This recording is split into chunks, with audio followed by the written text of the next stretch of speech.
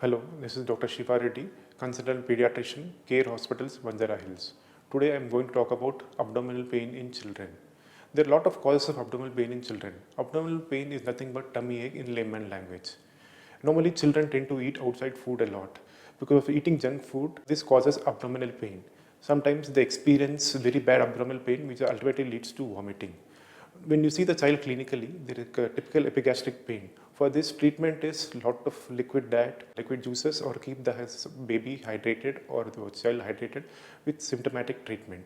Sometimes, if infection is more, this causes loose stools. In medical terms, we call it as acute gastroenteritis. According to the condition, that is, sometimes stool contains blood, mucus, or it is foul smelling. Accordingly, we prefer antibiotics. This is a common cause of abdominal pain or tummy ache in children. Second common cause is urinary tract infection in children.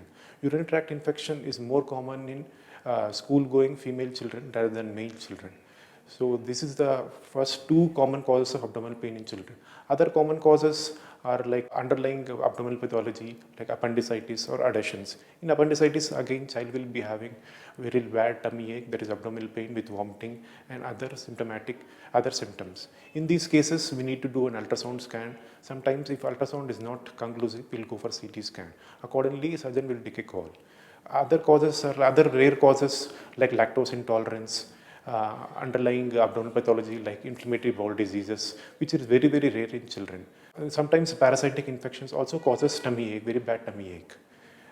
Sometimes it causes referred pain, that is pain referred from other body organs like testicular pathologies or ovarian pathologies, hernia, or else referred pain from the joint. So these are the common abdominal causes where the child experiences pain. Thank you.